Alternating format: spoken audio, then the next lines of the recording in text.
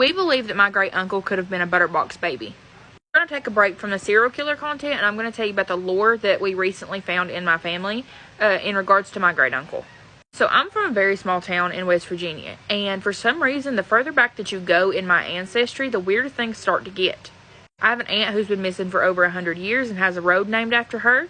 I have an aunt who was adopted who was murdered in the 80s. And now we have this situation with my great uncle who's believed to be a butterbox baby. I didn't know that adoption was as common as it was in the 20s, the 30s, and the 40s. For some reason, my brain said, well, poverty was common, so they must have not been adopting kids. I don't know what I thought was happening with the orphans and the kids that just weren't being adopted, but I genuinely didn't think that it was common to adopt babies during that time. So we start doing this ancestry, and it pops up that my great-grandpa had a brother who was adopted. They did not share the same ancestry. I have an uncle who went as far back as possible with our family name. He traveled all around the country, went to different courthouses, pulled records, and put our family ancestry together. But this particular guy, apparently there was no information on him. So I started digging, and we found out that he was adopted, and we found out where he was from.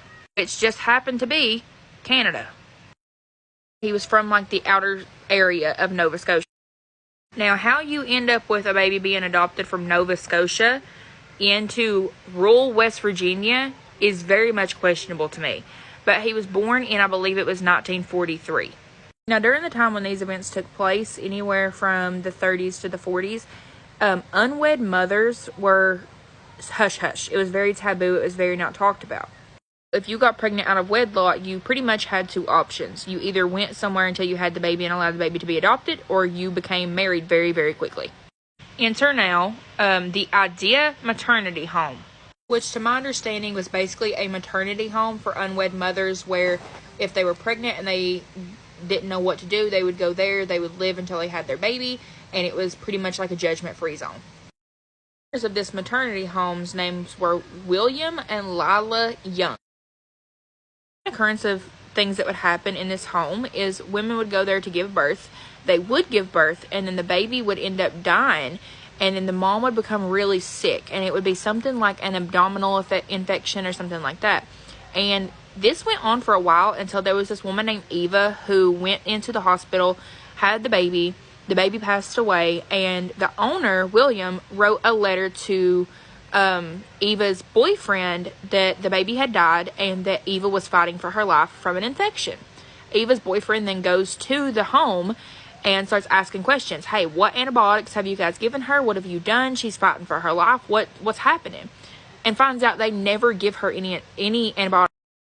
Then he starts asking, have you called a doctor? Have you tried anything? Are you just letting her lay here and die with no treatment? And the owner of the home is immediately offended. Thing that would happen is when these mothers or these babies would pass away, they would send bills to the families of these women or to the boyfriends of these women and say, hey, here's a bill for $2,500 for the burial of your loved one.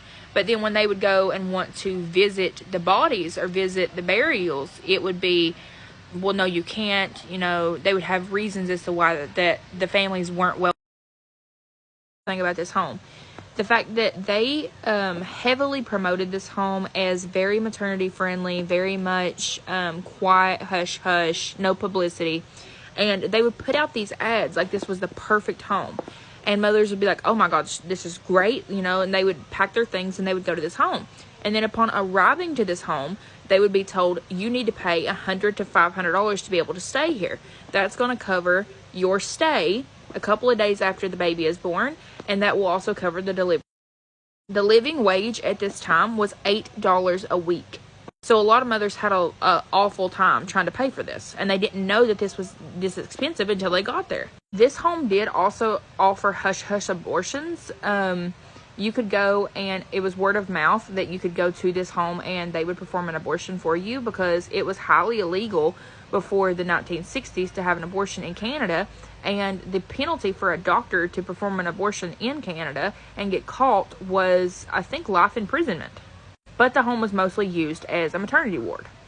So if any of the mothers went to this home and were unable to pay for the services once they arrived and were told that it was this massively expensive thing, or couldn't pay for their abortion, the Youngs, which were the owners of the homes, would then blackmail the mothers' families into paying this amount so that they didn't absolutely ruin the reputation of both the families and boyfriends. If they couldn't pay at all, like genuinely they could not pay, they would allow them to work as servants, as cooks, as cleaners, of things of that nature. Heavily pregnant, 9-month pregnant women. So after the babies were born, they would also kind of trap them there, because anytime that a woman would need something, say she needed baby formula, or she needed bottles, or she needed anytime she would need something for the baby, they would say, we'll provide it, but for $12, for $15. Massively upcharged. So they would end up racking up this huge bill because they needed necessities for the baby that they then couldn't pay, so they had to stay there to work it off. Now, if the mom straight up couldn't pay for anything and they also didn't want to keep the baby, Lila, which was one of the owners, would tell them, okay, great, you can pay us $300 and we'll do the paperwork for you to handle the adoption. And the adoption papers were called a adoption transfer agreement. $300, which was weird because the adoption in and of itself shouldn't have costed any money. I believe at this time, no adoption should have costed any money in Nova Scotia. Owners of this home started to very quickly realize how profitable the adoption industry was. So they started offering this service that even if you didn't want to stay there and have your baby there, you could bring your baby to them and they would handle the adoption for you. When they realized the fact that this was the main money maker, they didn't really care about women having their babies there anymore. They just wanted to handle adoptions. And they very quickly started to get rid of babies that they couldn't adopt out. They got rid of them. If they had any imperfections, deformities, birthmarks, things of that nature, they would unalive the babies. Now, trigger warning, the way that they did this is absolutely horrible. They would feed these babies a mixture of molasses and water, which would essentially starve the baby, and the baby would pass away within a couple of weeks. Now, the reason that these kids are called butterbox babies are the ones that didn't survive and the ones that were unalived. Their bodies were put in boxes that came from the local creamery that said on the outside butter boxes, and they would be buried in butter boxes. They were using butter boxes as baby coffins. And of course, the women who brought their baby there to be adopted were not told that their babies were being unalived. They just took the mother's money, the $300, to do the adoption transfer and would unalive the baby. That way they still got payment and they didn't have to deal with this baby that they deemed as being unmarketable. Now, the moms that did unfortunately find out that their babies had passed away were asked to pay for a burial, even though the baby was murdered. And if they couldn't pay for a burial, they would be incinerated. If for some reason they couldn't incinerate the bodies were given to local fishermen. Now, a worker at the home said that he helped the couple bury between 100 and 130 babies in a local field.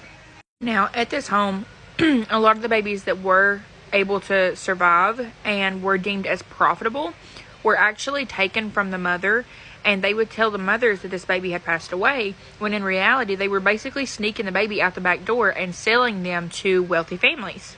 How would they find people to adopt these babies, you ask? Newspaper ads. They would put ads in the newspapers and say, hey, we're looking for prospective adoptive parents. We're charging between, I think it was $800 and $2,000, and this was in the 1930s and 40s. That resulted in the couple ended up earning around $3 million from just adoption sales, and you can do the math on how many babies that would be.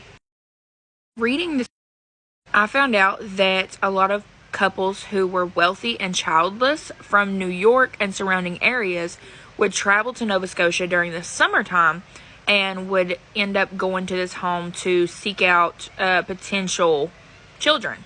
All of my family members who would know anything about this have passed away, and I don't even know if anybody in my family does know anything about this. The only thing I've been able to find is that my uncle's name was David and his mother's name was Frances. Records state that Frances passed away during childbirth, and for a small amount of time, David ended up living in the outskirts of Nova Scotia before he ended up in West Virginia. I still can't make the connection on how he ended up from Nova Scotia to West Virginia. I'm sure that someone had to go up there and get him. Family was not crazy wealthy during that time, so that part doesn't make any sense. Link I was able to make is the fact that David was not linked to the home at all, but Frances, the information I found on Frances's death was that she died in the home. So yeah.